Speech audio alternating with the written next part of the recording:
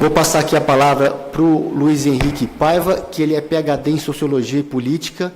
Ele trabalhou nos últimos 18 anos com políticas sociais em diversos ministérios. Ministério do Trabalho, Ministério da Previdência Social, Desenvolvimento Social, e no Ministério do Desenvolvimento Social e Combate à Fome foi secretário nacional de Renda e Cidadania entre janeiro de 2012 e fevereiro de 2015. Atualmente ele trabalha na Diretoria de Estudos e Relações Econômicas e Políticas Internacionais do IPEA. Então, Luiz Henrique, a palavra está contigo. Obrigado, Alex. Em primeiro lugar, eu queria parabenizar a Anesp pela iniciativa, cumprimentar você, cumprimentar o Paulo. Bem, para que não reste dúvida, eu vou estar aqui defendendo a reforma e a necessidade de reforma, especialmente. Por que a reforma é necessária? A reforma é necessária por uma razão absolutamente simples. As despesas previdenciárias brasileiras estão num nível que é absolutamente incompatível com o nível de envelhecimento demográfico do Brasil. Nenhum país do mundo gasta mais com previdência no estágio de envelhecimento em que o Brasil está. Ou seja, se você comparar o Brasil com países comparáveis, o Brasil é o país que mais gasta com previdência social do mundo. E ele gasta mais do que a maioria dos países, inclusive dos países muito mais velhos. Hoje o gasto da Previdência Social no Brasil é de 13% do PIB, eu repito, 13% do PIB, se representa 54% do gasto primário do governo federal, e mesmo se a gente concentrar especificamente no caso das aposentadorias e pensões do servidor público, a gente gasta como percentual do PIB quase 2,5 vezes o que é anual do PIB. Obviamente que pressionam. Mas a situação não é ruim, o problema todo é que ela vai piorar. Quer dizer, a situação é ruim e vai piorar. E ela vai piorar por quê? Porque o Brasil está passando por um processo de envelhecimento, esse processo ocorreu ou vai acontecer em todos os países do mundo, mas ele está ocorrendo no caso brasileiro e no caso dos países da América Latina em geral, numa velocidade 2 vezes, pelo menos, mais rápida do que a média do processo de envelhecimento ocorrido na OCDE, por exemplo. Se a gente pegar quanto tempo levou para os países da OCDE, ou quanto tempo vai levar para os países da OCDE passarem de um percentual da população idosa de 65 anos ou mais, de 10% da população para 20% da população, a gente vai ver que eles gastaram, ou vão gastar, coisa como 54 anos. O Brasil vai gastar 23 anos. Tem 22 anos que a gente não consegue fazer uma reforma da Previdência para valer. A gente tentou em 98, tentou em 2003, foram reformas importantes, mas reformas que deixaram muita coisa para trás. Estamos nessa discussão há 22 anos. O Brasil vai levar 23 anos para cumprir um processo de envelhecimento extremamente rápido e a gente não consegue sair do lugar. Países como Suécia e França levaram 3 vezes mais tempo do que o Brasil vai levar. Ou seja, são países que têm democracias maduras, capazes de fazer discussões sobre políticas públicas de forma muito mais madura que o Brasil, e a gente não consegue simplesmente sair do outro lado tendo um tempo muito menor. Não por acaso, as projeções de despesa previdenciária apontam para uma situação muito difícil no futuro. As projeções previdenciárias sugerem alguma coisa, um aumento em torno de 10% de carga tributária nos próximos 45 anos. 10% de aumento de carga tributária apenas para pagar benefícios previdenciários. Veja, nós não vamos aumentar um percentual do PIB do investimento em infraestrutura, nós não vamos aumentar gastos com o SUS, não vamos aumentar nada. São 10% de aumento de carga do PIB, de aumento de carga tributária, simplesmente para custear a Previdência se nenhuma alteração for feita nas regras da Previdência, e isso obviamente está relacionado com o processo de envelhecimento da população. Obviamente, tem sempre gente que vai querer vender um cenário positivo. Recentemente, a professora Denise Gentil, da UFRJ, esteve na Câmara para dizer que, diante de todo esse processo de envelhecimento, que é muito rápido, que vai acontecer nas próximas décadas, que a Previdência brasileira ia melhorar a sua situação fiscal. Obviamente que não vai. Projeções existem para todos os tipos, mas projeções sérias indicam que a despesa vai aumentar 10% do PIB. Não adianta a gente ficar tentando ver equilíbrio, onde que, obviamente, não pode haver equilíbrios pelo simples fato de que o processo de envelhecimento tem um peso determinante nas despesas da Previdência. Existe uma correlação muito clara entre despesas previdenciárias e processo de envelhecimento. Países com populações mais velhas vão naturalmente gastar mais com Previdência. A Previdência não vai poder entrar em equilíbrio diante de um processo de envelhecimento desses. Então, obviamente, as projeções feitas com base nesse tipo de argumento, elas estão absolutamente frágeis. Como que a gente chegou nessa situação? E essa é o que eu acho que é a pergunta. A gente chegou nessa situação com uma série de jabuticabas. Eu não posso aqui mencionar todas por causa do tempo, mas vamos nos concentrar, por exemplo, na aposentadoria por tempo de contribuição, que é uma marca do nosso regime geral e vingou durante muito tempo no nosso regime próprio. A aposentadoria por tempo de contribuição é algo virtualmente não existente no mundo. Não existe no mundo muitos países que praticam isso. Na verdade, existem 13 países que praticam isso no mundo. 13 países que não têm uma idade mínima. Apenas 13. Nenhum deles é modelo para administração previdenciária no mundo. Nenhum deles. Ainda assim, vamos pegar aqui na América Latina. Tem um país só que oferece esse tipo de aposentadoria por tempo de contribuição, e sem exigir uma idade mínima, é o Equador. Ele exige 40 anos de contribuição de homens e mulheres igualmente. No Brasil, são 30 anos de contribuição, é muito menos do que isso. Então, assim, é com jabuticabas desse tipo que, infelizmente, a gente chegou lá.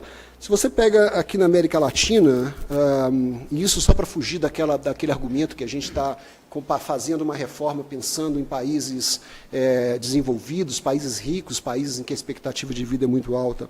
A Argentina tem idade mínima de 65 e 60 anos para homens e mulheres. México tem idade mínima de 65 e 65 anos para homens e mulheres. Chile tem idade mínima de 65 e 60 anos para homens e mulheres. Costa Rica tem aposentadoria aos 65 anos para homens e mulheres. Paraguai e Uruguai têm aposentadoria aos 60 anos para homens e mulheres. Fundamentalmente, o que a reforma está fazendo é um alinhamento não com os países desenvolvidos, porque na hora que os 65 anos estiverem vigentes aqui no Brasil, os países ricos vão estar com 67 anos, 68 anos de idade já.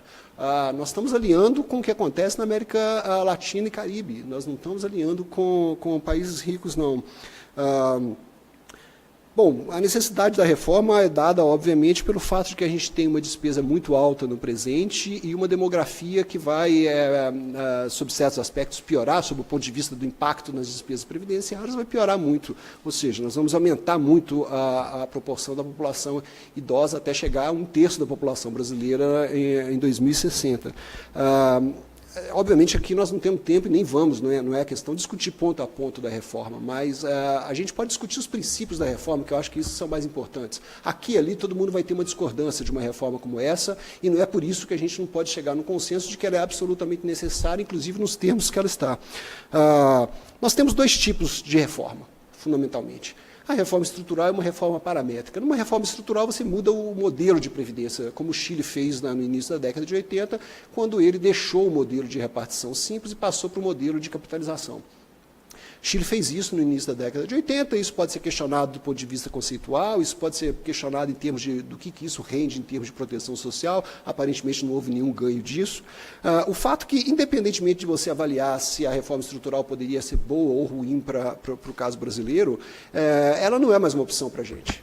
Simplesmente uma reforma estrutural, no caso do brasileiro, ela envolveria um custo de transição que é fundamentalmente impagável, mesmo se a gente fizesse um regime obrigatório de contribuição que pegasse, digamos, de metade do teto do INSS para cima, fosse, então, de contribuição, regime de capitalização, ainda assim o custo de transição seria alto demais. Um país que gasta 13% do PIB com previdência não consegue mais fazer, chegou num ponto em que está longe de conseguir fazer uma reforma estrutural na Previdência Social. Então, existe fundamentalmente uma alternativa, que é a reforma paramétrica. E a reforma paramétrica, por mais que o conjunto de regras possa variar brutalmente, e você possa discutir regra, etc., e fazer uma discussão sem fim em torno disso, no fundo, toda a reforma paramétrica vai tratar de 3 medidas, e não mais do que isso.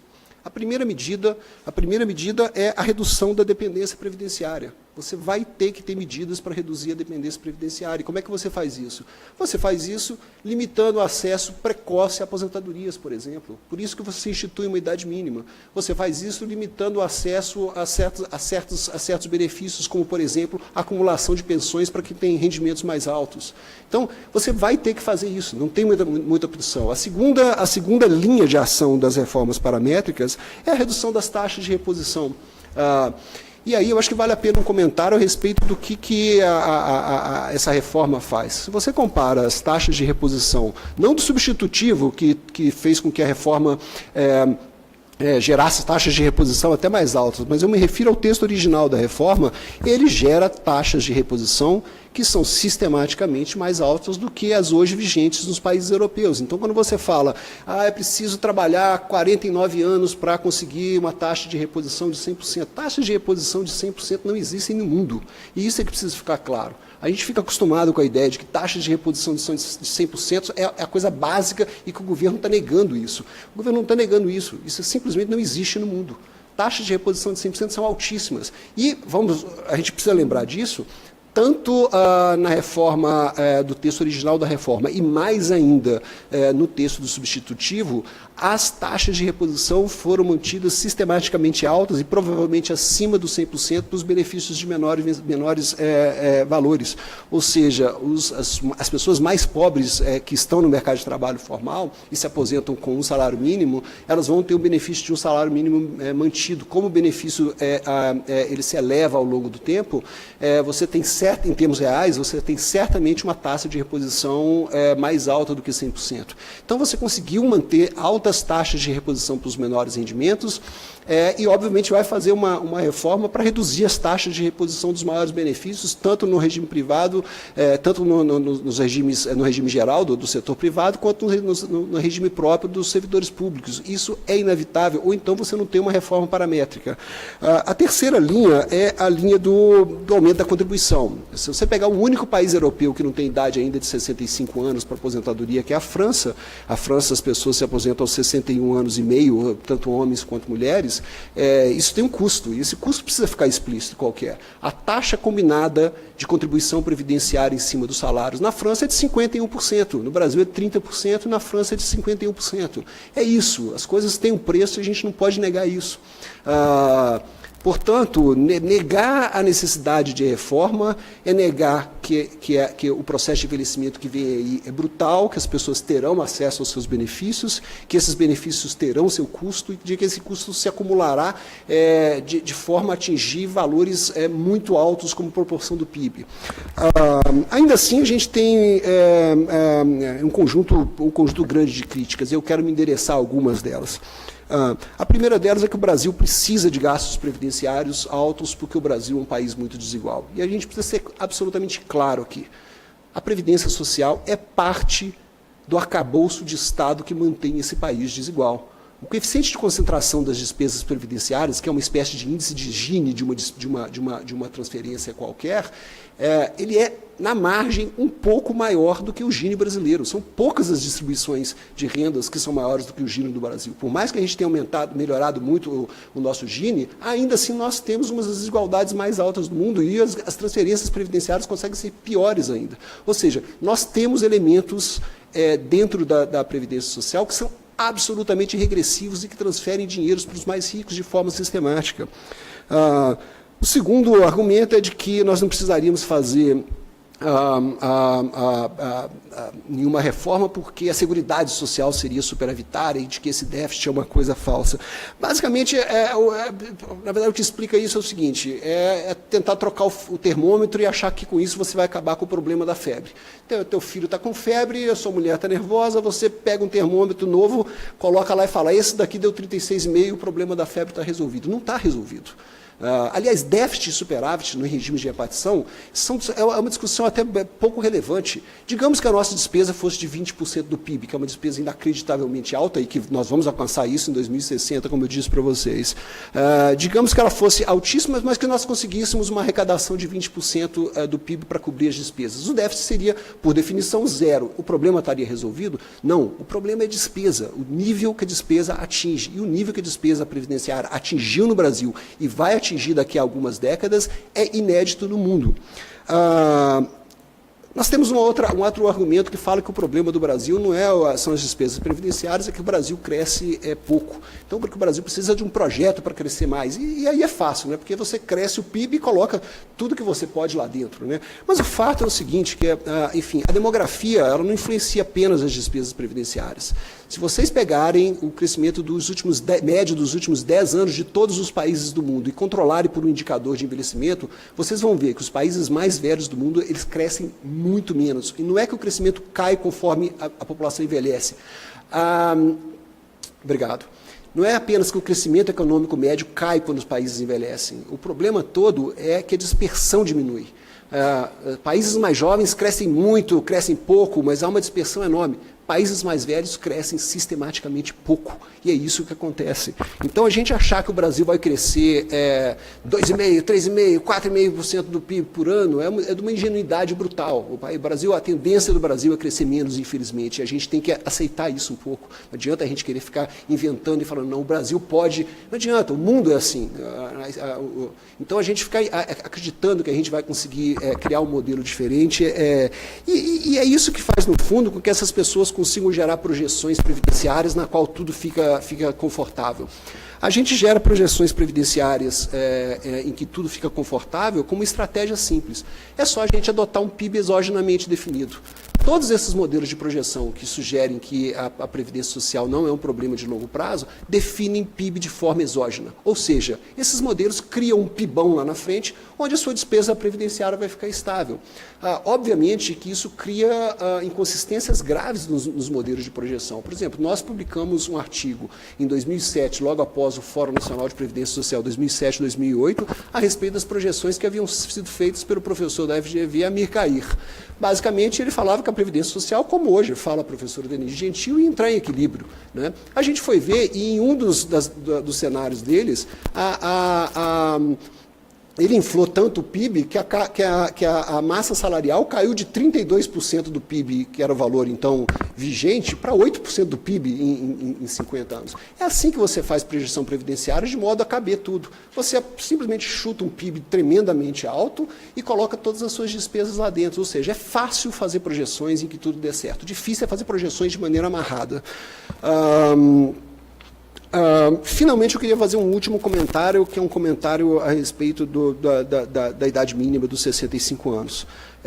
Frequentemente, pessoas bastante desinformadas sugerem que a idade de 65 anos é um absurdo, porque a expectativa de vida em algumas regiões de estados do Nordeste, ou mesmo da periferia de grandes cidades, a expectativa de vida ao nascer é muito mais baixa do que os 65 anos. De fato, a expectativa de vida ao nascer é muito mais baixa. E era muito mais baixa porque é o seguinte, a mortalidade infantil nesses estados... A mortalidade infantil nesses estados ainda é muito alta, ou então em regiões periféricas das grandes cidades, a mortalidade de jovens e adolescentes, negros, jovens, homens em geral, é muito alta, e isso deprime a expectativa de vida ao nascer. Agora, isso não tem nada a ver com previdência. A previdência, na hora de tratar de expectativa de vida, nós temos que tratar de expectativa de sobrevida em idades de aposentadoria aos 60 anos, aos 65 anos. Do contrário, a gente vai guiar o nosso sistema previdenciário a partir de um problema que é a mortalidade infantil. A mortalidade infantil é um problema gravíssimo e nós temos que endereçar esse problema, mas ele não tem nada a ver com a previdência. Da mesma forma, eu não posso conseguir ou garantir a aposentadoria integral aos 55 anos para alguém, simplesmente pelo fato de que a mortalidade de jovens negros de periferia é muito alta. São dois problemas distintos, então a gente tem que centrar no que é o problema. E quando a gente trata de expectativa de sobrevida no Brasil, ela é fundamentalmente a mesma em todas as regiões, inclusive em áreas urbanas e rurais. Ou seja, nós temos uma expectativa de sobrevida acima dos 15 anos aos 65 anos, que é quando as pessoas se aposentam. Então, fundamentalmente, a ideia de que a idade de 65 anos seja gerada, ela é errada. A idade de 65 anos está adequada para o perfil demográfico brasileiro. Muito obrigado. Obrigado, Luiz Henrique.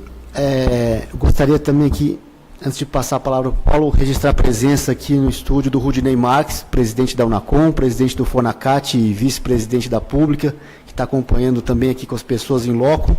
Lembrando que esse debate está sendo transmitido ao vivo aí pela nossa fanpage da Anesp no Facebook. Vocês, internautas, podem mandar suas perguntas aí pelo chat, que depois vai ter um espaço aí para a gente poder ampliar o debate com os internautas. E depois da gravação o vídeo vai ficar também disponível, mas as perguntas, o pessoal que está assistindo ao vivo aí pode aproveitar a oportunidade e já deixar sua pergunta. Então eu passo a palavra aqui também para o meu colega Paulo Clias agora. Paulo Clias, só um instantinho aqui. Ele é graduado em Administração Pública pela Fundação Getúlio Vargas, em 1985, mestre em Economia pela Universidade de São Paulo, em 88, doutor em Economia pela UFR, Sciences Économiques, Université de Paris de Nanterre, e é pós-doutor em Economia pela Université de Paris, também, Paris 13, já foi secretário de Previdência Complementar. Atualmente trabalha na Diretoria de Estudos e Políticas do Estado, das Instituições e da Democracia do IPEA. Também. Bom, boa tarde a todos, a todas, internautas. Cumprimento aqui a Anesp. Boa tarde a todos, a todas, né, os colegas gestores, as colegas gestores, o pessoal que está acompanhando a gente pela rede. Gostaria de cumprimentar o Luiz Henrique, colega de carreira, e o Alex, na pessoa da Anesp. Eu acho que foi uma iniciativa muito importante essa, da gente fazer um debate de uma proposta tão polêmica, até porque isso pode estar fundamentando a tomada de posição da nossa entidade. Quer dizer, a maioria das entidades aqui do serviço público já se manifestaram, né, negativamente, contrária a essa proposta de emenda constitucional, e eu acho que, exatamente por ser uma categoria bastante esclarecida e tal, é importante que a gente faça essa discussão. Bom, em primeiro lugar, eu gostaria que a gente tivesse a preocupação de dar uma certa contextualizada no momento em que vem a proposta de emenda constitucional. Quer dizer, para quem não acompanha, né, a realidade econômica, social do país nos últimos anos, quer dizer, pode ficar um pouco surpreso, né, pelo clima catastrofista, né? Parece que o Brasil está vivendo a antivéspera do apocalipse. Né, a pessoa que só se informe pelos grandes jornais, pelas grandes redes de televisão. Quer dizer, a crise é a única palavra que existe e a dimensão fiscal da crise é a palavra recorrente.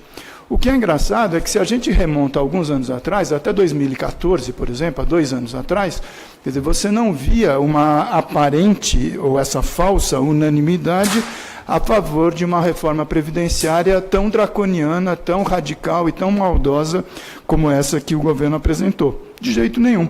Né? Quer dizer, isso aconteceu basicamente a partir da virada de 2014 e a entrada em 2015. E o fato é o seguinte, quer dizer, nessa disputa daquilo que está sendo chamado da era da pós-verdade, né? Quer dizer, o que a gente está assistindo é uma verdadeira disputa pela narrativa. Né? Quer dizer, depois, né, da confirmação do afastamento da presidente Dilma, houve uma expectativa, então, de que a nova equipe econômica, né, supostamente composta por pessoas competentes, neutras e com capacidade técnica, teria todos os problemas do Brasil resolvidos da noite para o dia. E a gente viu que a coisa é muito mais complicada, quer dizer, tanto que uma das primeiras medidas que o responsável, né, nomeado, o ministro Meirelles, na área da Fazenda, exigiu, foi a retirada, quer dizer, uma coisa inédita, né, impressionante, da Secretaria da Previdência Social, do Ministério, obviamente, da Previdência Social, e transferiu a Secretaria da Previdência Social para o Ministério da Fazenda. Né, quer dizer, a gente pôde perceber, quer dizer, no decorrer do tempo, após essa medida, qual era a verdadeira intenção. Né? Quer dizer, era segurar no âmbito da Fazenda a definição de uma medida que é basicamente de natureza de política social. Por isso que existiu o Ministério da Previdência Social, que inclusive foi extinto, né, e foi integrado, né, ao antigo Ministério do Trabalho. Tá certo? Então, a pergunta que a gente deve fazer é o seguinte, quer dizer, que será que depois de 2014, né, 2015 e 2016, houve uma verdadeira explosão das despesas da Previdência, como o governo alega, para justificar a inevitabilidade dessa reforma? De jeito nenhum. Quer dizer, o que acontece? Você teve uma manutenção das despesas, né, basicamente no mesmo nível, um crescimento relativamente modesto, vegetativo, que é compreensível, e o que é positivo, né? Quer dizer, a gente tem que, de uma vez por todas, perceber que previdência não é problema. Previdência social no Brasil é solução. E se a gente tiver tempo, a gente vai poder desenvolver um pouco mais a respeito disso, tá certo? Mas o que existe é o quê? É um problema, basicamente, da ordem da receita. Quer dizer, como o nosso sistema previdenciário ele tem a sua contribuição, as suas receitas baseadas na folha de trabalho, quer dizer, o governo provocando intencionalmente aquilo que eu tenho chamado de austericídio, né? Quer dizer, você provoca a recessão, você aumenta estupidamente a taxa de juros, isso provoca uma recessão danada, as empresas demitem e o desemprego, obviamente, provoca uma queda drástica na capacidade da receita previdenciária, porque ela é baseada na folha de salário, como todo mundo sabe, tanto do ponto de vista da empresa quanto do ponto de vista do empregador. Então, não é verdade, quer dizer, o governo ele recorre de uma forma maldosa, de uma forma desonesta, eu usaria dizer, nessa discussão, porque não há explosão de despesa nenhuma. O que existe é que o governo, quer dizer, tem uma intenção declarada para fazer a reforma da Previdência, quer dizer, esse foi o argumento básico, né? E, inclusive, se diz que a economia não cresce, ao contrário daquilo que se afirmava, por ausência de reforma previdenciária, o que não é verdade. Quer dizer, a economia não está crescendo porque foi feita uma política deliberada de promover a recessão. As empresas estão falindo, o desemprego está grampeando, e a única área, o único setor da economia que apresenta ganhos e lucros bilionários continua sendo as empresas do sistema financeiro, os bancos. A cada trimestre, rotineiramente, ordinariamente, são lucros bilionários que os bancos têm apresentado de uma forma, eu diria, escandalosa na nossa sociedade, tá certo? Bom, então o fato é o quê? O déficit, ele não existe, isso que a gente precisa dizer, não existe déficit em Seguridade Social. Todos aqueles que estão me assistindo são servidores públicos, conhecem as nossas contas, basta, eu não vou ficar me perdendo em números, mas basta entrar no site ou do Tesouro Nacional, ou da Secretaria da Previdência Social, ou então no site da ANFIP, Associação dos procuradores da Secretaria da Receita Federal, da Receita do Brasil, em que os dados estão mostrados. O que acontece? No Brasil, nós temos um conceito de Seguridade Social. Infelizmente, isso não foi implementado ao longo dos últimos anos. A Constituição de 88 estabeleceu que Previdência Social, Saúde e Assistência Social compõem um orçamento chamado Orçamento da Seguridade Social. E ele, por definição, ele é equilibrado. Não só equilibrado, como na prática ele é superavitário, porque o governo, há muitos anos, tem lançado mão de um mecanismo de redução dessa despesa. No começo chamava Fundo Social de Emergência, depois Fundo de Estabilização Financeira, e agora se chama DRU. Foram alterações na Constituição que permite que 30% das receitas da Seguridade Social elas sejam manipuladas, tá certo? E isso, obviamente, apresenta alguma dificuldade. Se a gente pega dentro da Seguridade Social o subgrupo, vamos dizer assim, da Previdência Social, o que acontece? Até 2014, o grupo que é o grupo dos trabalhadores urbanos, esse que existe há várias décadas, desde a época em que a Previdência foi instalada no Brasil, na época do presidente Getúlio Vargas, o sistema é equilibrado, não tem problema nenhum. Tá certo? Você tem uma fonte de receita baseada em 20% da contribuição das empresas, 11% na folha do assalariado, do empregado, e esse sistema aparentemente tem funcionado bem. O que acontece? Como eu já falei anteriormente, quer dizer, baseado única e exclusivamente na folha, ele está sujeito a movimentos de conjuntura do desempenho da atividade econômica de geral. Aumento do desemprego reduz a receita. E isso não provoca, sistematicamente, ainda bem, uma redução da despesa, porque as pessoas continuam aposentadas, as pessoas continuam a receber o seu benefício. O que acontece? Quer dizer, em 2015 e 2016, você teve um problema, quer dizer, como a redução do nível de emprego fez com que o nível da receita previdenciária também fosse reduzido. Mas essa recessão não vai continuar eternamente. Quer dizer, mais à frente as empresas vão voltar a crescer e o nível de emprego vai voltar e você vai recuperar a capacidade previdenciária. Então, do ponto de vista do subgrupo dos urbanos, isso não é um problema. O que acontece? Você tem também, no chamado Regime Geral da Previdência Social, o RGPS, um outro subgrupo, que é o dos rurais. E ali você tem um problema da chamada necessidade de financiamento. Por quê? Porque a Constituição, em 88, reconheceu de forma cidadã e igualitária que aquele setor que era proibido de participar da Previdência no Brasil, que eram os trabalhadores do campo, fossem incorporados. E, obviamente, o que acontece? As pessoas passam a ter um direito de se aposentar sem ter tido um histórico de contribuição. Uma pessoa que, em 1990, 2 anos depois, estava regulamentado, tinha 60 anos, se aposentou, ela passa a receber uma pensão, um benefício, e o seu histórico não contribuiu. Então, se houvesse uma maneira correta de fazer essa contabilização, em nome da decisão soberana da sociedade brasileira, seria que todo mês o Tesouro Nacional, isso já foi amplamente discutido, fizesse uma contribuição à conta previdenciária, porque o problema não é previdenciário, o problema é um problema de natureza fiscal, de falta de contribuição. Não existe nenhuma o desequilíbrio estrutural na Previdência que provoque essa necessidade de financiamento, tá certo? Bom, agora, essa proposta que foi apresentada, quer dizer, é uma proposta bastante polêmica, né? Eu já falei do problema do conceito de seguridade social, o conceito de previdência social, o conceito de déficit. Tem um outro problema sério, que são as projeções.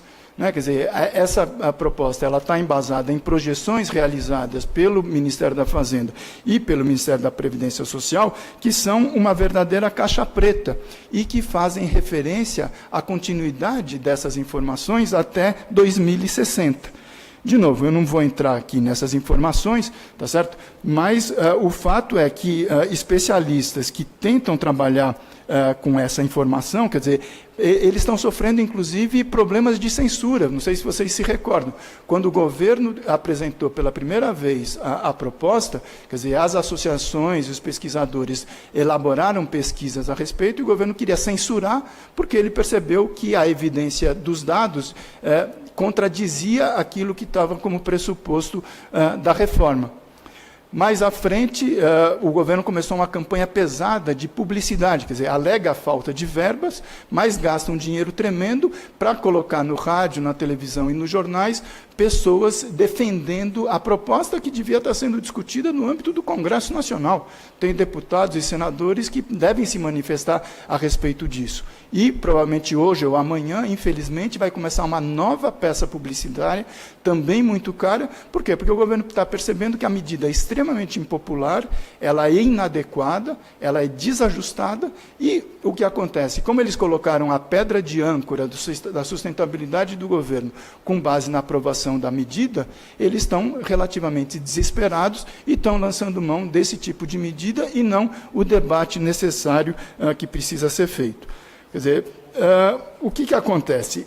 A gente precisa dizer com muita clareza que o problema mais importante das contas públicas do Brasil hoje, e eu não vou dizer que as contas públicas estão num céu de brigadeiro, de maneira nenhuma. A gente tem um déficit fiscal já apresentado para 2017 superior a 160 bilhões de reais. É alguma coisa importante. Agora, o problema é que não é a conta previdenciária aquela que mais pesa sobre as contas públicas. Tá certo? Quer dizer, o governo, muito espertamente, esquece aquela conta que é a que mais pesa nas contas governamentais, que é a conta de juros. Quer dizer, a gente chegou a ter, alguns meses atrás, no acumulado de 12 meses, o equivalente a 9% do PIB, ou seja, 540 bilhões de dólares de déficit estrutural na conta previdenciária. Só que o que acontece? A gente está amarrado naquela que eu chamo de armadilha do superávit primário. Então, a gente esquece a despesa financeira, não, essa despesa a gente não pode mexer. porque ela é uma despesa nobre. A gente só pode mexer na despesa de saúde, na despesa de previdência, na despesa de infraestrutura, na despesa de saneamento, na despesa com pessoal. Essas despesas têm que ser contidas, senão o Brasil quebra. E a despesa com juros, essa é intocável. Isso é um absurdo. Tá certo? Por quê? Porque a despesa com juros é a única delas, é a única conta que não tem receita. Ela é absolutamente deficitária. Tudo que entra, sai na forma de juros. Tá certo? Na conta previdenciária, muito pelo contrário, quer dizer, você tem um contraponto entre receitas e despesas. Se houver, eventualmente, necessidade de financiamento, a gente vai arranjar condições de promover esse financiamento no curto e no médio prazo. Tá certo? Agora, o que se precisa lembrar é que, por exemplo, de cada centavo, cada real que o governo gasta, ou que o governo aloca no sistema previdenciário, no RGPS, 50% disso retorna para os cofres públicos na forma de tributo, seja tributo federal, seja tributo estadual, seja tributo municipal. Por quê? Porque a gente tem justamente um sistema tributário, todos vocês sabem, extremamente regressivo. A população de baixa renda paga muito mais tributo do que os setores do alto da pirâmide. Então, na verdade, se quiser ser honesto intelectualmente, o governo tem que dizer que nem o que eles alegam que é déficit, que não é déficit, metade disso volta para o governo na forma tributária. No caso, justamente, da conta de juros, é o contrário. Quer dizer, esse dinheiro vão para os setores da elite, do topo da pirâmide socioeconômica, que são justamente aqueles que são beneficiados por isenções, por desonerações ou por mecanismos de reduzida contribuição tributária. Ou seja, além de gastar mais, a conta de juros é muito mais regressiva, tá certo? Do ponto de vista da distribuição de renda. Um outro aspecto que a gente pode pensar, a distribuição regional, tá certo? Existem estudos mostrando que mais da metade dos municípios brasileiros, eles têm nas suas contas dos bancos do município um valor superior na forma dos recursos que entram via benefícios previdenciários do que os fundos de participação, os repasses do Fundo de Participação de Municípios e outros repasses da União e dos Estados. Ou seja, é muito importante para a própria dinâmica econômica, sem encontrar os elementos de justiça social, essa coisa toda. Mas própria dinâmica econômica, a Previdência, ela tem uma contribuição essencial. Tá certo? Então, o que a gente está discutindo? Quer dizer, a gente está discutindo uma proposta que o governo apresentou em dezembro de 2016. Né? Quer dizer, é a tal da mensagem 633 de 5 de dezembro de 2016. Se vocês tiverem interesse, está na página, procurem. Ali, aquilo é uma loucura, gente, quer dizer, só mesmo aloprados a serviço de não sei que tipo de interesse poderiam apresentar uma proposta dessa maneira. Por quê? Porque a ideia era pegar carona na aparente facilidade que o governo teria para a tramitação de uma reforma constitucional, quando foi obtida a aprovação da chamada PEC do fim do mundo. Aquele outro absurdo que congelou durante 20 anos, 2 décadas, as nossas despesas. E ali tem erros crassos. Por exemplo, a mensagem, ela cria um conceito de previdência social, inclui o RGPS, inclui os regimes próprios de previdência social, inclui a previdência privada, a previdência complementar, e chama tudo isso de previdência social. Isso não existe. A Constituição brasileira é muito clara, a Previdência Social é o RGPS, e esse não está com essa dificuldade catastrofista toda. Tanto que o governo acabou recuando. Ele retirou os militares, retirou a obrigação de estados e municípios, retirou professores, retirou policiais, retirou ruralistas, retirou a igualdade de gênero em 65 anos para homens e mulheres, retirou a obrigatoriedade da desvinculação do salário mínimo por um piso, retirou o tratamento prejudicial ao benefício de prestação continuada. Quer dizer, na verdade, ele está descaracterizando completamente aquilo que ele dizia que era uma proposta inegociável e que, se não fosse aprovada, o Brasil quebraria. Ou seja, o momento é o quê? O governo reconhecer com humildade que a proposta é inadequada, recuar e apresentar uma proposta de abrir o debate na sociedade. É óbvio, o Luiz Henrique tem razão. O Brasil precisa fazer uma reforma, isso ninguém nega. Não só o Brasil, quer dizer, as sociedades em geral precisam fazer reformas previdenciárias, Porque você tem uma evolução demográfica, você tem uma evolução do mercado de trabalho, você tem evoluções possíveis de se fazer na área da tributação, por exemplo. Tem que montar um novo sistema em que a elite, que é isenta de tributo, contribua na forma da solidariedade social para ter um regime. Agora, não podemos chamar de generoso e inadequado um regime, por exemplo, em que 99%, eu repito, 99% das pensões e benefícios dos rurais recebe a fortuna de um salário mínimo por mês. Isso está quebrando o Brasil. 70% das pensões dos urbanos também são inferiores a 2 salários mínimos. Essa fortuna é que está quebrando o nosso país? Não é possível, né, gente? Quer dizer, quando o governo diz que o regime previdenciário ele reproduz a desigualdade, ele está sendo desonesto, porque 85% das pensões e dos benefícios, eles valem até 3 salários mínimos. Então, a gente acha que uma pessoa que recebe 3 salários mínimos, 2.000 e poucos reais por mês, ela é rico. Ele é a elite que está promovendo a desigualdade e elevando o índice de Gini da Previdência e do Brasil? De jeito nenhum. A sociedade brasileira, vocês são esclarecidos, sabem o nível de desigualdade que a gente enfrenta e aonde está localizado o foco da desigualdade e como a gente tem que fazer. Não é reduzindo direitos, na forma como essa PEC veio, que a gente vai fazer isso. Eu agradeço. Muito obrigado pela exposição, Paulo Clias. Eu vi aqui que o Luiz Henrique fez várias anotações, então eu queria mudar um pouquinho o combinado e fazer uma réplica, se o Paulo concordar, 5 minutos ainda para cada um, antes da gente passar para as perguntas. Então, 5 minutos, Luiz Henrique. Vou dar os parabéns ao Paulo pela apresentação dele, né? Quer dizer, eu insisto aqui nos pontos. 13% do PIB. Nós gastamos 13% do PIB brasileiro, uma despesa previdenciária que nenhum outro país do mundo tem na nossa faixa de envelhecimento. Nenhum outro país do mundo tem. É disparada a despesa mais alta do mundo. E a gente vai ficar negando que existe um problema com as despesas previdenciárias brasileiras. A ideia de, enfim, usar exemplos específicos para dizer que a Previdência não gera desigualdade é negar o óbvio. Na hora que a gente olha o coeficiente de concentração e vê exatamente aonde estão os benefícios previdenciários eles se concentram fortemente nos mais ricos, excepcionalmente nos mais ricos do Brasil. Então, quando a gente fala que a Previdência Social distribui renda, a Previdência quer dizer, é simplesmente negar um dado que já foi calculado por pesquisadores tão diferentes como Rodolfo Hoffmann, da Unicamp, Chico Ferreira, do Banco Mundial, e Serguei Soares e Pedro Souza, do IPEA. Esse dado foi calculado. A Previdência não distribui renda. E o que me impressiona mais é que mesmo pessoas que defendem a não reforma, ou defendem os argumentos anti-reforma, têm sistematicamente negado a possibilidade de reformar, inclusive os aspectos mais regressivos do sistema previdenciário brasileiro. O sistema previdenciário brasileiro ele tem elementos brutalmente regressivos. Ele também tem elementos progressivos. A gente não pode negar isso.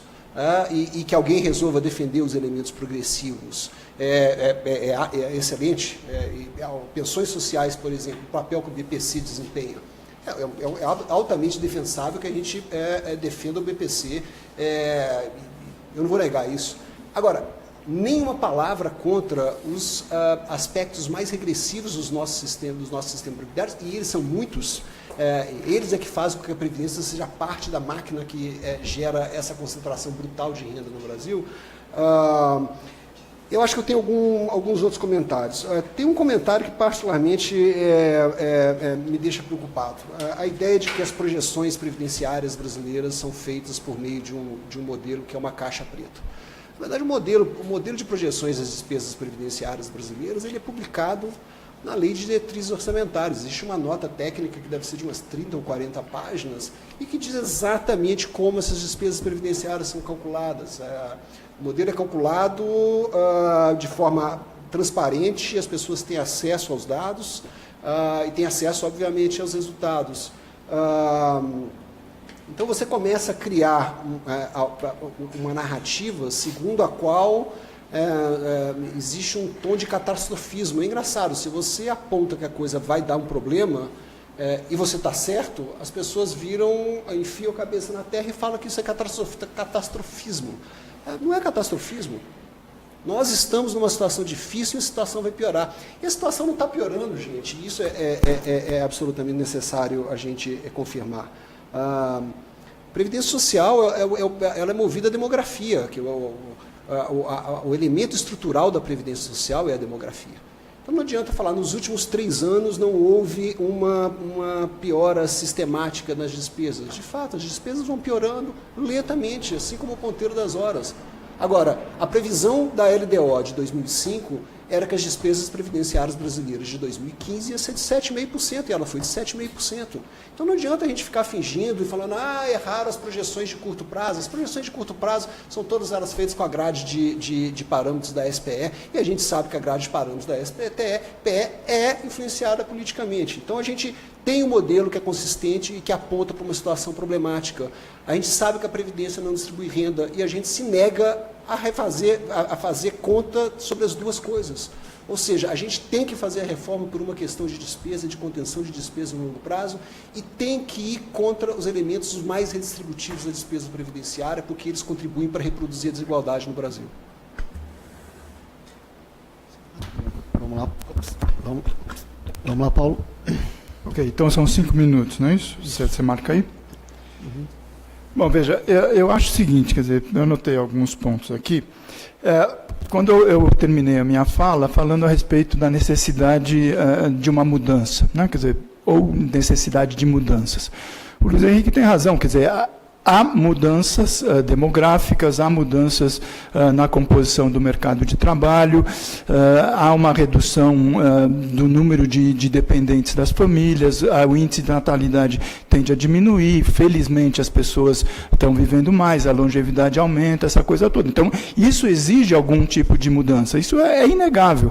Aliás, mudanças já foram feitas. Em 98, a gente teve uma mudança constitucional importante com a reforma, na época do Fernando Henrique. Em 2003, a gente teve uma outra mudança importante também, na época do primeiro mandato do presidente Lula.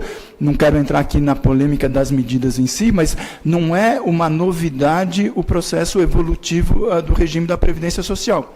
Agora, o que acontece é que reformas previdenciárias são reformas intergeracionais. Esse aqui é o ponto, quer dizer, e por isso que ela tem que ser objeto de uma grande concertação social. Você tem que ter um grande consenso na sociedade e os efeitos de uma medida vão acontecer daqui a 10, 15, 20 anos. O governo mente, eu repito de novo, o governo é desonesto quando ele coloca como condição para a retomada do crescimento em 2018 a aprovação de uma PEC com o nível de maldades que está sendo apresentado agora. Todo mundo sabe que o efeito vai ser exatamente o oposto. Assim como aconteceu em 98, assim como aconteceu em 2003, basta conversar com os servidores do INSS, está acontecendo uma corrida às aposentadorias. Por quê? Porque as pessoas muito compreensivelmente estão com medo de mudanças, vão lá e apresentam, antecipam as suas aposentadorias. E isso, ao contrário do que o governo está pretendendo nos enganar, vai aumentar a despesa, não vai promover nenhum equilíbrio. 2018, 2019, 2020, todo mundo pode ter certeza, vão ser anos em que essas necessidades de financiamento vão continuar existindo. Essa reforma não vai provocar nenhum efeito de redução de despesa. Isso precisa ser dito. Se o governo considera importante, como eu também considero importante, que a gente faça seriamente reformas, existia até o ano retrasado o Fórum Nacional de Negociação da Previdência. Então, chamemos entidades empresariais, entidades sindicais, entidades de aposentados, pesquisadores de várias correntes para discutir esse tema e apresentar para a sociedade alguma coisa que signifique uma busca de um consenso ou de uma maioria. Agora, promover a mudança da forma como foi feita, quer dizer, um governo cuja legitimidade é questionada a todo canto, um Congresso com o grau de legitimidade também que a gente sabe como está sendo elaborado, para aprovar, goela abaixo da sociedade, uma medida que é importante, impopular, que é claramente de retirada de direitos, não justifica. Quer dizer, o governo seria muito mais correto, do ponto de vista da honestidade política, que se reconhecesse que perdeu, foi inoportuna, e reabrir esse debate para que, de uma forma organizada, a gente saia disso. Quer dizer, eu só queria chamar a atenção, quer dizer, o Luiz Henrique estava falando a respeito da regressividade. Eu estou com os dados aqui, vocês não vão conseguir ver, mas eu só sugiro que abram na página da Previdência Social. Ali, o boletim do regime geral da Previdência, todo mês é elaborado. E ali está dito. Quer dizer, a regressividade que é apontada pelo governo, ela não existe, gente. Eu estou somando aqui 95%, eu repito, 95% das pensões e benefícios são inferiores a 4 salários mínimos. Quer dizer, então a gente vai dizer que Previdência é regressiva e reproduz a desigualdade? Não, a Previdência Social, pelo menos, não faz isso. Se você introduzir as pensões dos fundos de pensão, se você introduzir as fortunas que a classe média abastada e as elites têm depositadas no sistema financeiro na forma de previdência complementar, aí, eventualmente, você pode dizer. Agora, o que o governo está atacando, que é o regime geral da Previdência Social, ele é absolutamente distribuidor de renda. 99% dos rurais recebem a fortuna de um salário mínimo e 90% do conjunto rurais e urbanos recebem até 4 salários. Quer dizer, isso a gente está falando dos setores de base da nossa pirâmide social. Vamos lá, depois aqui das réplicas, vamos passar para as perguntas, então, dos internautas. As primeiras 2 perguntas aqui eu vou casar, porque ela fala mais tirando dúvidas a respeito do texto da reforma. A primeira é do Felipe, ele pergunta como fica a questão do acúmulo de pensões e aposentadorias. O aposentado e pensionista pode perder uma dessas rendas? E aí eu vou casar também com a pergunta da Cristina Tedi, né? E como encaram a questão de aposentadorias especiais para setores como policiais, agentes penitenciários, e ela foi irônica aqui, né? Agentes penitenciários e astronautas. Mas, enfim, né?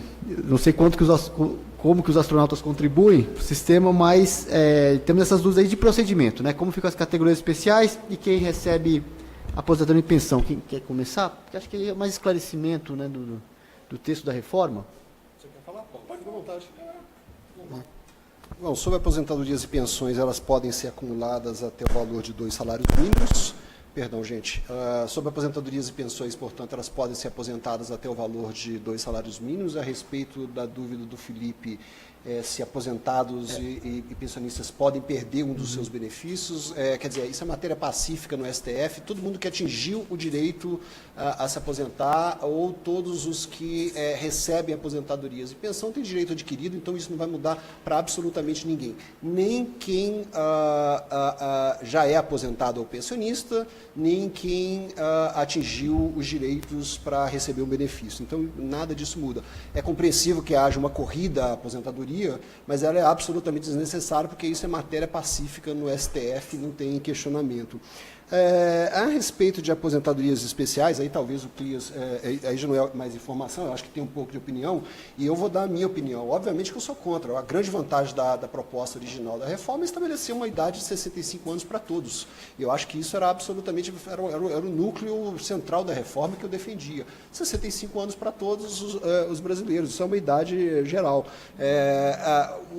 Obviamente, abrir exceções para certos grupos de pressão, como professores, policiais militares, astronautas. Não. Deixa eu só então fazer um adendo. A Cristina foi vítima do corretor de texto, não é astronauta, é aeronautas. Aeronautas. Astronautas tinha ficado bonito também. De qualquer maneira, obviamente, nós todos somos contra, né? Então, nós somos contra que os policiais legislativos tenham acesso a uma pensão à idade menor do que a gente.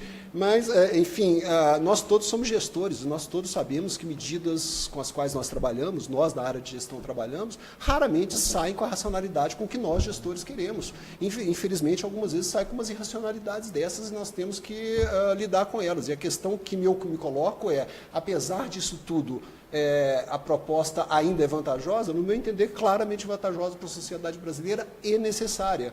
Obviamente, eu não gosto dessa história de que certos grupos de pressão criem, vá lá conversar, fazer sua pressãozinha em cima de certos deputados para conseguir benefícios específicos, mas isso acontece com a política pública com que você toma conta, que eu tomo conta, que qualquer um de nós tomamos conta. A gente tem que conviver com isso e no balanço a gente tem que ver se ela ainda assim é uma política válida ou não, e na minha opinião ela é válida.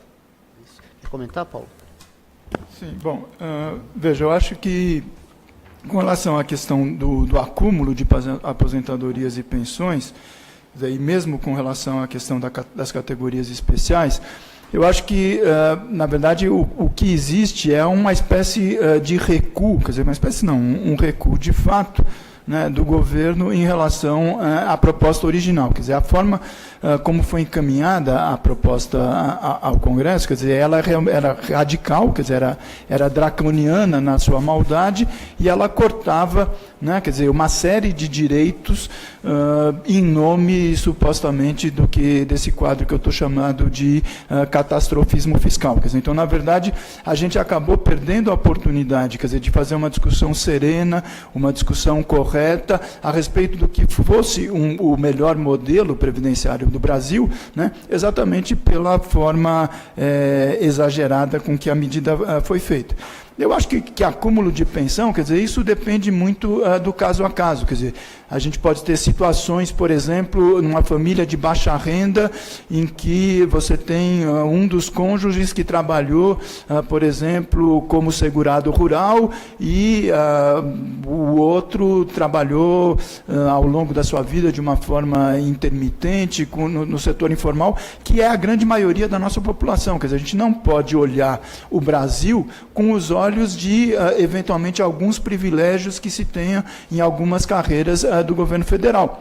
E, ao fazer um corte generalizado, por exemplo, a gente vai dizer que está acabando com o privilégio, com a generosidade, com o absurdo de uma família ser sustentada por dois benefícios. Um de um salário mínimo e o outro de um outro salário mínimo, sendo que uma das pessoas faleceu. Tá certo? Quer dizer, então, aquela família está recebendo a fortuna de 2 salários mínimos por mês. Isso não está correto. Agora, você ouve outros casos em que você tem pessoas que recebem pensões de ex-maridos, que o cara foi governador, foi senador, foi ex-presidente da República, e realmente, quer dizer, aí você pode ter, eventualmente, fortunas que estão sendo mal alocadas. Com relação a aposentadorias especiais, quer dizer, eu acho que também tem que ser analisado no caso a caso, quer dizer, não sou um defensor da generalização, da exceção, de maneira nenhuma, mas você tem algumas carreiras, você tem algumas profissões que merecem um tratamento diferenciado. Quer dizer, a pessoa que trabalha por turnos, a pessoa que trabalha exposta a condições de risco, a periculosidade, etc. Quer dizer, a tradição internacional do direito e da previdência, do direito do trabalho e do direito previdenciário, reconhece que, eventualmente, pode ser dado um tratamento diferenciado. Isso não significa, obviamente, que você dê uma generalização. Agora, o governo foi tão inábil e tão incompetente na gestão desse negócio que acabou, quer dizer, abrindo um caminhão de exceções e descaracterizando completamente a proposta inicial, eu digo, que era extremamente perversa, tá certo? Mas que o governo não teve coragem política de enfrentar aquele nível de maldade. E começou retirando os militares, depois tirou os professores, depois tirou os policiais, e assim por diante, de maneira a que aquele grande argumento que a proposta era inegociável e que, se ela não fosse aprovada, como ela foi aprovada em dezembro, basta fazer consultas na internet sobre o discurso oficial naquele momento, o país quebraria, não é verdade. Quer dizer, vai ser aprovada o governo está tentando aprovar, né, a toque de caixa, né, e vocês já devem estar vendo o que aconteceu. Essas concessões todas não foram nenhuma delas de natureza previdenciária. Foram na lógica de obter uma maioria casuística no Congresso. Então, os policiais, os militares, bancada da bala. O fim da igualdade de gênero, quer dizer, aumentando as mulheres de 55 para 65 anos, foi olhando na bancada feminina. O fim da perversidade dirigida para a Previdência Rural foi olhando a bancada ruralista. Quer dizer, você desvirtua aquilo que era vendida com uma proposta competente, etc. e tal, por uma lógica casuística de desespero para votar a reforma que o governo considera central e que, caso não seja aprovada, o próprio governo perde a sua razão de ser. Obrigado. A próxima pergunta aqui é do João Pedro Pereira Neto. Ele não indicou para quem que seria aqui, mas eu acho até que é para você, Luiz. Se vai piorando progressivamente, por que a urgência na reforma? Por que não fazer o debate necessário? A hora certa de fazer a reforma era uma hora de 20 anos atrás. Essa reforma tinha que ter sido feita 20 anos atrás. Não adianta a gente ficar simplesmente falando, não, a gente tem tempo para fazer discussão, para fazer discussão, para fazer discussão. Para falar a verdade, eu sou muito pouco crente a respeito do resultado efetivo dessas grandes discussões para concertação. Ela é vendida como uma hipótese de concertação e não dá em nada. Nós tivemos 2 exemplos disso recentes, 2007, 2008, Fórum Nacional de Previdência Social, e agora, mais recentemente, um novo Fórum de Previdência Social, 8, 9 meses, 10 meses de negociação, a montanha pare um rato no final e não é feito absolutamente nada. Esse é que é o ponto. Então, eu acho que, no fundo, a gente não tem que defender os nossos interesses mais imediatos, simplesmente pedindo para adiar isso para uma época que vai poder haver uma grande discussão. Eu acompanhei particularmente o Fórum Nacional de Previdência Social. Eu estava na Previdência Social, eu era coordenador geral dos estudos previdenciários do Helmut Schwazer. Começou muito bem, o Helmut era um entusiasta disso, o Helmut é um secretário super técnico, absolutamente competente e uma pessoa que enfim, acompanhou de alguma forma isso acontecendo na Espanha, na Suécia, e achou que seria uma grande oportunidade da gente fazer isso no Brasil. O Fórum Nacional de Previdência Social terminou com um sindicalista apontando o dedo para o Helmut, chamando ele aos berros de neoliberal, justamente o Helmut, que é um economista de esquerda. Enfim, mas um economista de esquerda que sabe que a gente precisa fazer reforma da Previdência. Entendeu? Então, não adianta. A gente finge que a gente quer isso, mas, na verdade, muita gente está utilizando a ideia de que a gente precisa fazer um amplo fórum para discutir, simplesmente para colocar essa decisão para o dia do sem nunca, quando, na verdade, de alguma forma, isso vai ter que passar pelo Congresso, o Congresso foi eleito e vai ter que fazer isso. Alguém pode considerar o Congresso com baixo nível de legitimidade ou com alto nível de legitimidade, a avaliação, não sei, mas ela vai ter que passar pelo Congresso e ser aprovada. Eu queria falar um último ponto que eu não falei sobre o que me incomoda mais no caso das aposentadorias especiais. Quer dizer, eu acho que a gente perde alguma coisa simbólica quando a gente estabelece uma idade mínima para todo brasileiro. A gente sabe que o pedreiro, que se hoje se aposenta aos 65 anos, passa a ter a companhia de todos os outros, e, no meu entender, a regra que eu uso para mim é essa: se o pedreiro se aposenta aos 65 anos, ninguém devia poder aposentar antes, é daí para frente. Mas o que me incomoda mais nem é tanto do ponto de vista simbólico, isso já me incomoda bastante. O pior de tudo é que as contas estaduais, que estão em frangalhos dos governos estaduais, elas são profundamente afetadas por certas categorias. E no caso dos estados é simples, são fortemente duas categorias, segurança e professores, que são justamente essas categorias que conseguiram se aposentar para uma idade mais baixa. Ou seja, a situação que hoje a gente observa no Rio de Janeiro, no Rio Grande do Sul, em Minas Gerais, tende a ficar extremamente complicada em vários outros estados, simplesmente pelo fato de que grande parte da força de trabalho de governos estaduais é composta por professores e policiais militares.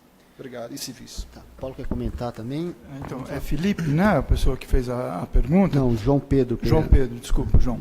Então, eu acho que a sua preocupação é absolutamente pertinente, tá certo? Quer dizer, se o problema previdenciário é um problema realmente de médio e de longo prazo, quer dizer, é um problema intergeracional, quer dizer, não faz sentido a gente querer resolver estruturalmente um modelo com medidas apenas de natureza conjuntural, como está sendo feito agora. E eu acho que o mais importante, quer dizer, é a gente romper com essa visão conservadora e atrasada que o governo apresenta subjacente à sua proposta, de que o problema da Previdência é um problema de despesa. De jeito nenhum. Felizmente, a Previdência, ela é gastadora. Quer dizer, ela paga pensões e benefícios por um regime que arrecada contribuições para dar conta dessa finalidade que ela tem. Quer dizer, a Previdência Social não é uma empresa que tem que dar lucro, de maneira nenhuma.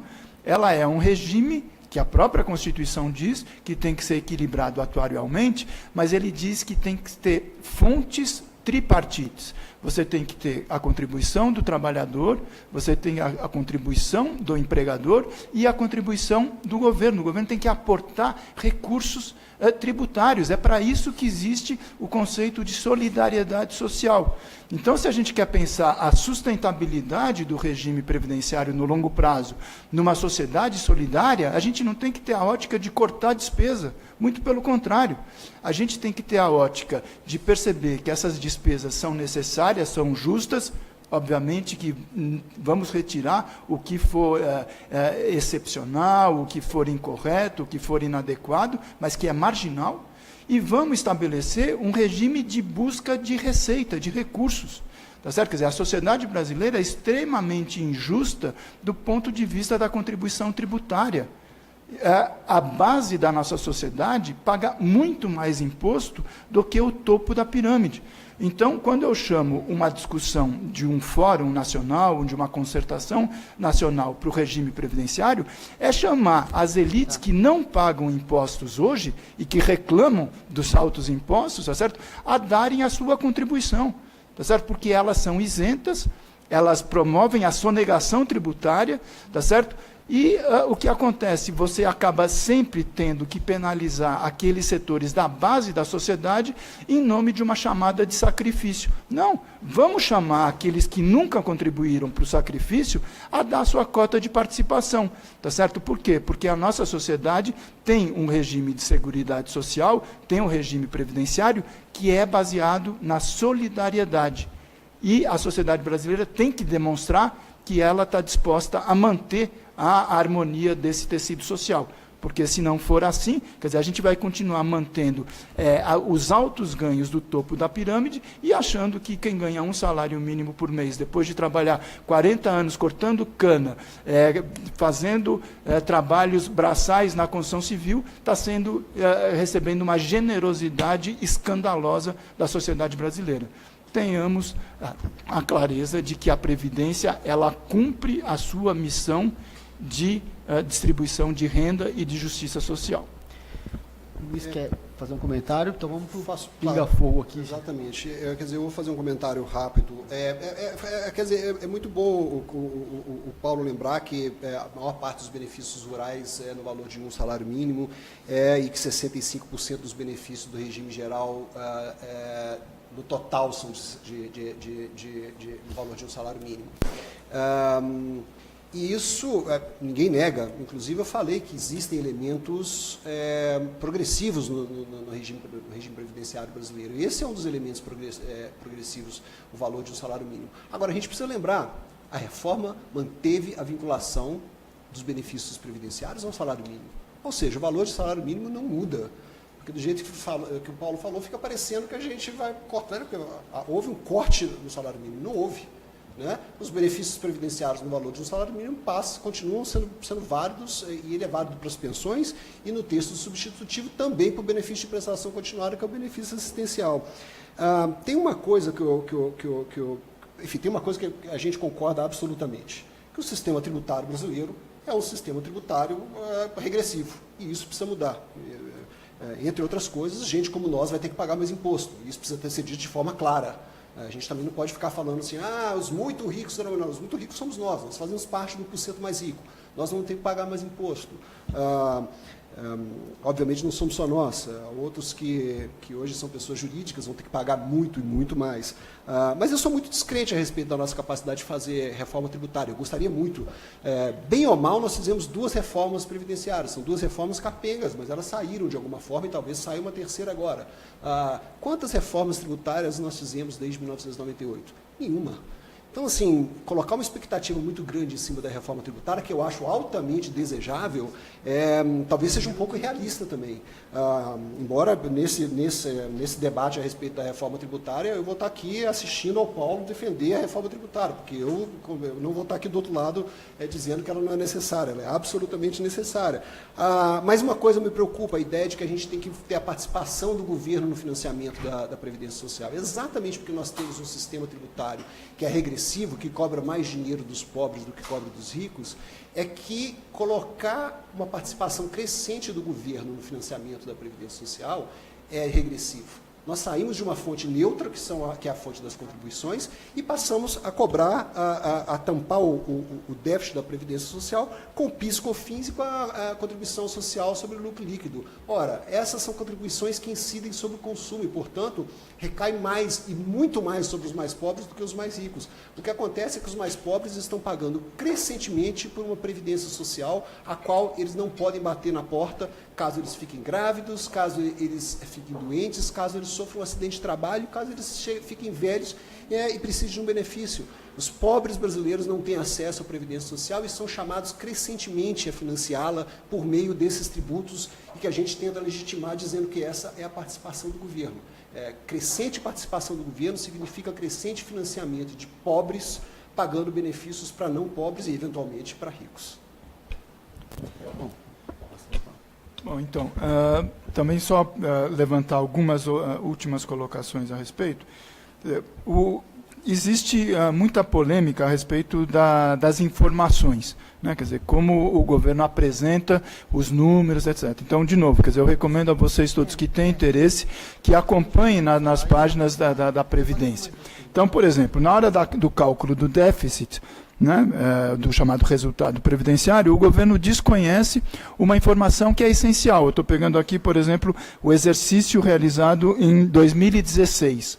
A gente tem 44 bilhões, eu repito, 44 bilhões num déficit global, que são derivados de renúncia previdenciária. Quer dizer, você tem, então, entidades filantrópicas, o Simples, o microempreendedor individual, exportação e uma série de outros setores não pagam a Previdência, isso é definido pela legislação, e na hora de fazer a contabilização, quer dizer, o governo apresenta isso como sendo um dos componentes do déficit estrutural previdenciário. Isso não tem nada a ver com déficit estrutural previdenciário, não tem nada a ver com a idade da pessoa, não tem nada a ver com a contribuição que ela faz, não tem nada a ver com o tempo do benefício. É uma informação que deveria ser trazida a público a ponto de que o que é apresentado como uma necessidade de financiamento não seja distorcido através de uma medida, por exemplo, como essa da tributação, tá certo? Da renúncia tributária. Um outro dado que é importante da gente levantar é que o governo tem alguma coisa como R$500 bilhão, eu repito, R$500 bilhão, 500 bilhões de reais é apresentado como dívida das empresas para a Previdência. Tá certo? Quer dizer, então, de novo, se esse recurso, de alguma maneira, for agilizado a sua cobrança e retornar aos cofres públicos como tem que ser feito, quer dizer, uma boa parte daquilo que é apresentado como elemento catastrofista de hoje em dia, desapareceria. Tá certo? Mas, de novo, quer dizer, o esforço do governo, em vez de ir na busca de novas fontes de receita, tá certo? Quer dizer, ele não apresentou em nenhum momento da PEC uma outra fonte de receita, por exemplo, pegando o imposto sobre as grandes fortunas, acabando com os benefícios previdenciários, tributários todos para as grandes empresas, para o sistema financeiro, para contribuir para o regime previdenciário. Não. A única obsessão que o governo apresentou na sua PEC é cortar, cortar, cortar. É a PEC da tesoura. É aquela que acha que a solução do eventual equilíbrio atuarial do nosso regime é dado pelo corte de despesa. Por quê? Porque ele está focado, como eu falei anteriormente, pelos problemas apresentados em 15 e 16. Se a gente fizesse um histórico para trás, quer dizer, a tendência seria absolutamente diferente. Tá certo? Quer dizer, então, vai ser muito importante o trabalho que vai estar sendo desenvolvido. Felizmente foi constituída a CPI da Previdência no âmbito do Senado, exatamente com o argumento de dar transparência às informações. Porque é verdade, quer dizer, todo modelo atuarial pode ser questionado. E como o Luiz Henrique falou, quer dizer, qual é o mais adequado? É aquele que eu acredito, óbvio, porque não existe neutralidade. O governo esconde as informações, tá certo? Manipula as informações para justificar um quadro do apocalipse até 2060. Agora, existem informações, existem modelos, existem métodos que dão uma realidade um pouco diferente. Então, agora, na CPI da Previdência no Senado, felizmente, essas informações vão virar público e a gente vai perceber que não existe uma única verdade a respeito disso. Quer dizer, a realidade previdenciária, ela é sujeita à polêmica, porque você tem formas distintas de encarar o processo previdenciário, obviamente, porque você tem interesses econômicos que estão por trás. Quer dizer, o sistema financeiro está absolutamente interessado em desmoralizar a previdência pública, porque, assim como aconteceu no Chile e em outros países, quer entrar nesse processo como um instrumento de negócio, como um modelo para ganhar dinheiro em cima do pagamento de benefícios previdenciários, e não que seja um modelo público estatal como é o brasileiro. Bom, já vamos caminhando para o final. As últimas perguntas aqui, eu vou casar também duas. Rodrigo Barbosa, ele pergunta se não deveriam igualar todas as aposentadorias, de todos os setores, com teto máximo de 5 mil e tempo de trabalho. E a Flávia Roda pergunta como os painelistas veem a questão da mesma idade de aposentadoria para homens e mulheres. Quem quer começar? Bom, então...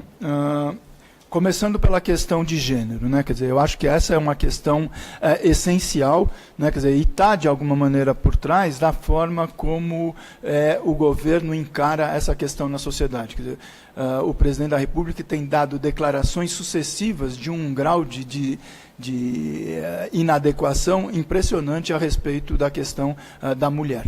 Tá certo? Quer dizer, essa coisa de que as contas públicas precisam de um marido, que a função da mulher é ir no supermercado para fazer checagem de preços e pérolas desse gênero. Na verdade, quer dizer, o reconhecimento da desigualdade é um instrumento importante para a definição de políticas afirmativas, tá certo? Isso acontece em vários setores.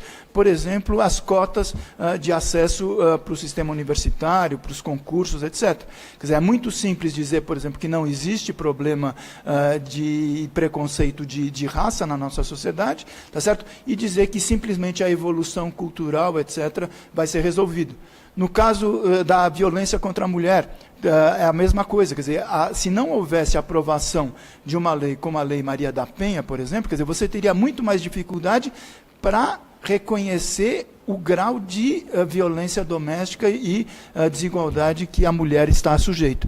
Então, eu acho que a existência de diferenças de idade, quer dizer, é um reconhecimento social, coletivo, que a sociedade brasileira dá para um setor que é majoritário até, já superaram 50%, e que tem, todo é sabido, dupla, tripla jornada de trabalho, trabalha a vida toda com salários médios inferiores aos dos homens, e eu não estou dizendo que numa sociedade ideal a mulher e o homem deveriam ter diferenças de tratamento, seja salarial ou previdenciário. Mas num quadro como o que a gente vive, em que essa desigualdade existe de fato, quer dizer, você promover uma mudança radical, como o governo fez na proposta original, quer dizer, de 55 para 65, são 10 anos, quer dizer, é de uma violência de pessoas que quer dizer, tomam as suas decisões baseadas simplesmente em reuniões de gabinete, quer dizer, é tipicamente uma decisão tecnocrata, tá certo? Completamente afastada da realidade, que é uma realidade de injustiça. Tá certo? Quer dizer, então, acho que enquanto a gente não superar essa desigualdade, que é uma desigualdade profunda de gênero, a gente vai ter que ter políticas afirmativas, políticas públicas afirmativas, que façam a superação, vamos dizer assim, paulatina né, dessa desigualdade. A outra questão, quer dizer, relativa a um sistema único, vamos dizer, previdenciário, na prática, isso já existe. Quer dizer, a reforma que foi feita em 98, em 2003, e a legislação aprovada posteriormente, faz com que os integrantes do serviço público, quer dizer, os servidores públicos, estejam equiparados ao regime geral da Previdência Social. Então, obviamente, garantido o direito adquirido de quem entrou anteriormente aos regimes, quer dizer, você tem essa isonomia garantida. Então, hoje em dia, com exceções excepcionais, então você tem o caso dos parlamentares, eventualmente até tem um debate a respeito do Poder Judiciário, essa coisa toda, mas você tem já um regime definido de maneira equânime, quer dizer, todos os brasileiros e brasileiras estão sujeitos ao recebimento de um teto máximo, que é o teto dado pelo regime geral da Previdência Social, e um processo de complementação na forma de uma previdência complementar, ou privada na forma de um fundo de pensão, que no caso do governo federal, né, é o Previc, tá certo? E um estímulo para que governos estaduais e municipais façam a mesma coisa. Quer dizer, então, olhando para frente, quer dizer, a pior das alternativas é você fazer uma projeção dos regimes próprios pegando os 50 anos para trás. Quer dizer, as próximas décadas vão ser décadas de absoluta transformação, exatamente porque as reformas de 98 e 2003 introduziram esse elemento de tratamento homogêneo. Bem, obrigado ao Rodrigo e à Flávia pelas questões. No que diz respeito à pergunta do Rodrigo, eu acho que a ideia do teto ela é absolutamente necessária. Acho que o Paulo falou bem, a reforma de 2003 foi central nisso. Lamentavelmente, a reforma de 2003 apresentou alguns problemas. Primeiro, ela demorou demais para ser regulamentada. O FUNPRESP foi criado em 2013, ou seja, eu que tinha entrado em 1998 no serviço público, eu já poderia, praticamente 5 anos depois, eu poderia ter sido colocado no FUNPRESP, né? E o FUNPRESP foi regulamentado 10 anos depois, em 2013 só. Então, você criou uma situação em que o início da vigência do teto foi prorrogado brutalmente. Então, nós vamos ter um teto que vai vigir, de fato, depois de muito tempo. O segundo problema da reforma de 2003 foi, obviamente, a PEC paralela. A PEC paralela tinha, enfim, nos dizeres de um colega meu da época, tudo o que não deveria estar lá. Ela flexibilizou demais as regras de transição, e eu acho que, em alguma medida, a reforma atual tentou consertar isso, tentar acelerar as regras de transição. Um ponto importante também da reforma atual é que o teto chega a todos, né? Então, isso nem as exceções ficaram para trás, alcança todos. Com relação à pergunta da Flávia sobre as diferenças de homem e mulher, esse é um debate que tem sido crescente no âmbito enfim, mesmo no âmbito das feministas. Existe um pequeno grupo de feministas que defende que a idade de aposentadoria tem que ser a mesma e que a luta por direitos iguais no mercado de trabalho e a luta por direitos iguais dentro do ambiente doméstico não pode ser entendida, não pode ser compensada, porque isso naturaliza as diferenças. Eu comecei esse debate de uma forma assim, bem aberta. Eu acho que a reforma ela tinha que sinalizar para uma redução das diferenças, mas hoje eu sou francamente a favor de que a gente tenha uma igualdade de anos de idade. Primeiro, devido ao conceito de previdência social. A previdência social é uma renda que deve ser paga para quando não existe mais capacidade de trabalho. E hoje a gente sabe que, enfim, aos 65 anos não existe indicativo nenhum de que as mulheres percam capacidade de trabalho. A ideia de que deveria haver uma compensação pela dupla jornada, enfim, ela é bastante complicada. Primeiro porque a ideia de compensação ela naturaliza as diferenças, não é? Então o marido, imagina um quadro hipotético em que o marido se vira para a esposa e fala assim: lava você aí porque você se aposenta 5 anos antes, não é? Hoje em dia também você tem diferenças brutais. Enfim, na década de 60, nós tínhamos 6 filhos por família. Hoje você tem muitas famílias, a minha inclusive, nós não temos filho. Nós dividimos absolutamente tudo dentro de casa, a carga de trabalho doméstico, portanto, eu não consigo entender como em famílias como a minha, que são cada vez mais normais, você poderia justificar alguma coisa nesse sentido.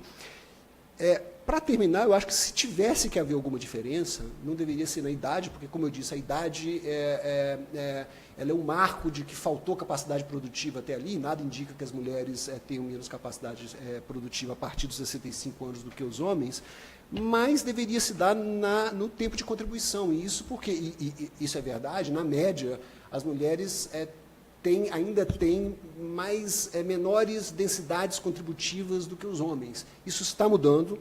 Os últimos indicadores de cobertura previdenciária mostram que as coberturas previdenciárias da população ativa de mulheres e homens são exatamente as mesmas, e isso aconteceu num período de tempo muito curto, então isso foi uma evolução muito rápida que o mercado de trabalho brasileiro teve, mas ainda assim há um histórico contributivo mais frágil das mulheres. Então, acho que se tivesse que haver alguma diferença, teria ser no tempo de contribuição.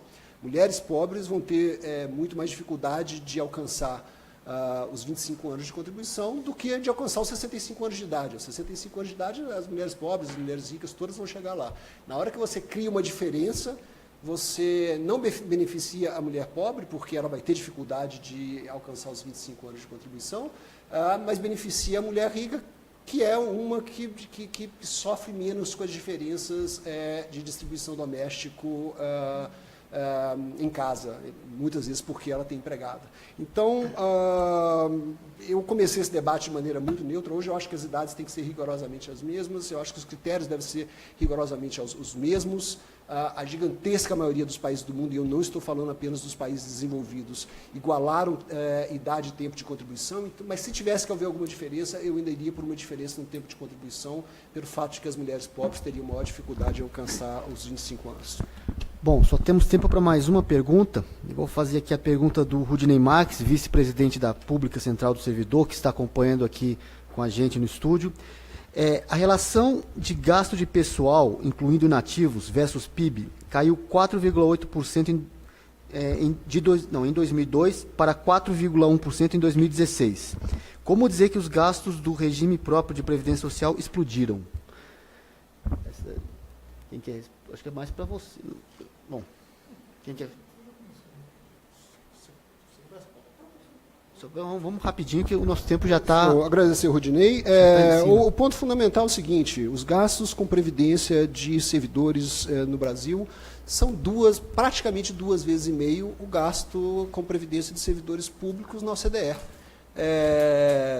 Nós gastamos brutalmente mais do que a média dos países ricos do mundo, como proporção do PIB. A gente negar isso, ou ficar querendo esperar que os gastos explodiram agora, portanto... Não, simplesmente os gastos são altíssimos e duvido muito que eles baixem de forma significativa. Então, eu vou deixar clara a minha posição aqui. Um dos elementos que mais são regressivos no regime previdenciário brasileiro é o regime próprio. Quanto antes a gente fizer a transição das regras do regime próprio para que elas sejam exatamente iguais às regras do regime geral, melhor vai ser para a distribuição de renda no Brasil. Então, a gente ficar defendendo um regime que, no fundo, é indefensável, ele é quase próximo da desigualdade perfeita, de tal maneira que ele concentra a renda, é insistir num erro, para falar a verdade. Eu acho que quanto mais rápido a gente fizer a transição para as regras iguais para os dois regimes, melhor para o Brasil. Bom, eu acho que o ponto da despesa com o pessoal, quer dizer, ela tem a ver, primeiro, com o tipo de sociedade que a gente pretende, tá certo? Uma sociedade que prescinda do aparelho de Estado, quer dizer, uma sociedade que prescinda de serviços públicos essenciais, como saúde, como educação, como previdência, como assistência social, como assistência técnica, como toda a parte de serviços públicos de infraestrutura, etc., quer dizer, pressupõe que o serviço de qualidade, quer dizer, ele tenha como um dos seus componentes, quer dizer, uma remuneração adequada. Agora, o que acontece é que, normalmente, quer dizer, a gente pega situações de excepcionalidade, que realmente causa espanto de eventuais acúmulos escandalosos, como às vezes sai do Poder Judiciário, os vencimentos de determinados membros do Ministério Público, essa coisa toda, e tenta generalizar, quer dizer, como se o pagamento dos servidores públicos no Brasil, de uma maneira geral, fosse esse nível de escândalo. E não é nada disso. Quer dizer, o fato concreto é o quê? Se a gente estabelece, quer dizer, as referências do que é gasto com o pessoal, tanto os ativos como os inativos, do ponto de vista da dinâmica da economia, como o Rudinei apresentou, quer dizer, na comparação com o PIB, por exemplo, você não tem nenhum elemento que possa te caracterizar uma explosão.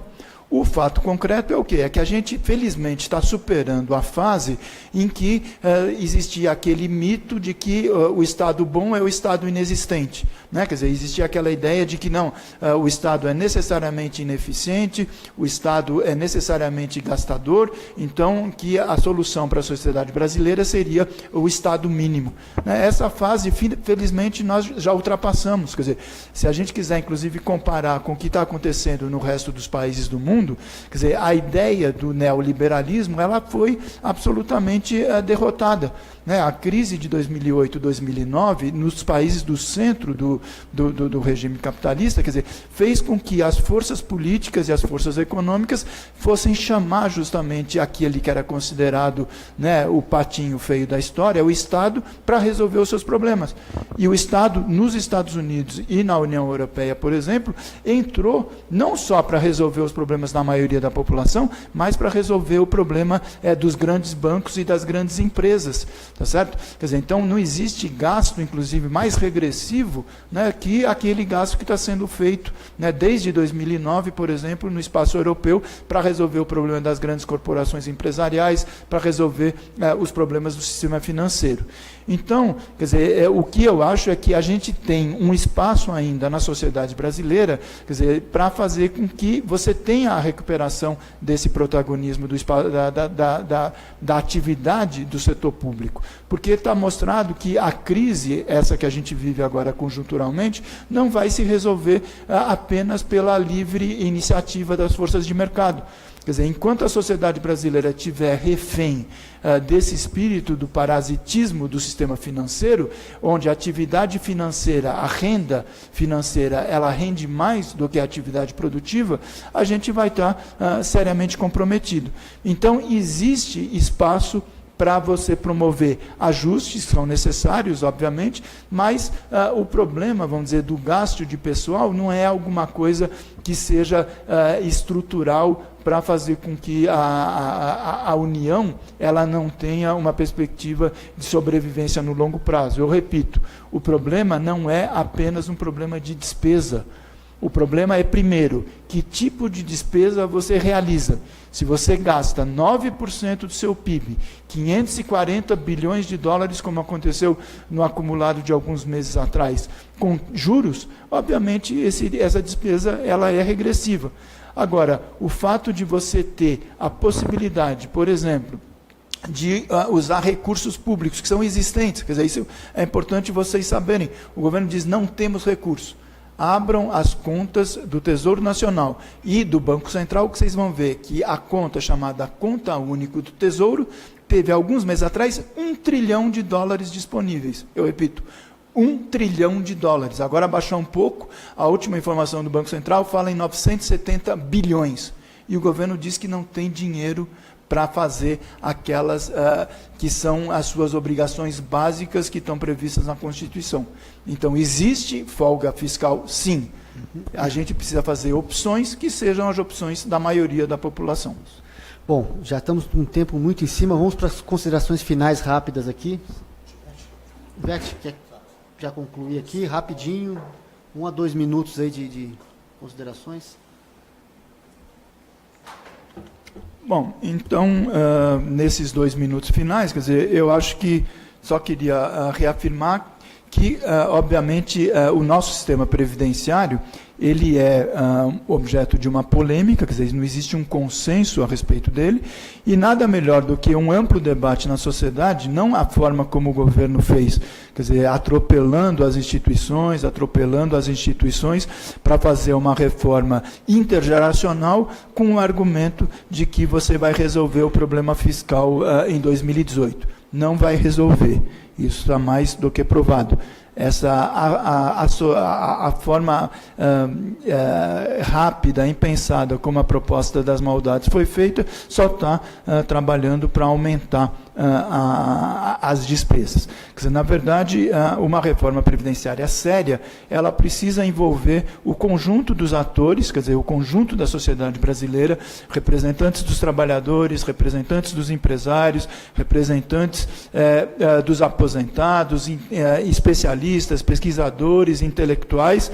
Não é uma tarefa fácil, o Luiz Henrique mesmo falou, a gente tentou isso em outros momentos, mas o contrário, quer dizer, essa via que o governo adotou, também não é a via que vai resolver a nossa situação. Muito pelo contrário, quer dizer, você vai aprofundar a tensão social, você vai aumentar o nível de falta de cobertura da sociedade, da base da sociedade, eu quero dizer, a esse respeito, porque o fato concreto é o seguinte, quer dizer, uma das grandes contribuições para a redução da desigualdade nesses últimos anos tem sido justamente o pagamento de benefícios pela Previdência Social. Quer dizer, repito, 99% das pensões e benefícios dos rurais, ela é de até um salário mínimo. Quando eu estava falando agora com vocês, fui confirmar as contas aqui, vocês têm essa informação na página da Previdência, mas eu vou informar de novo.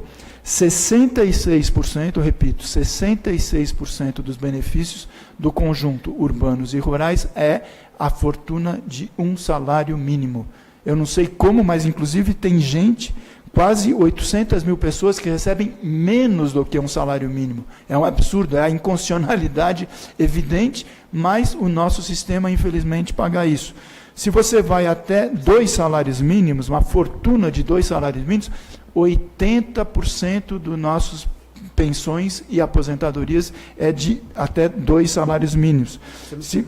Tá, vamos fechar. Se você sobe mais 13 pontos, você tem 93%, eu repito, 93% recebe a fortuna de até 4 salários mínimos.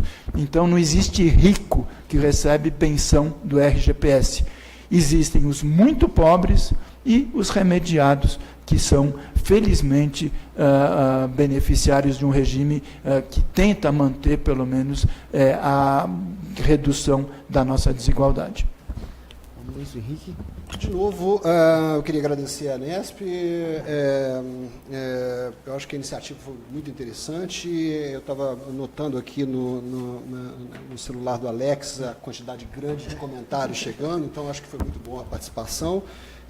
Então, agradecer a você que está nos escutando, obviamente, pela participação.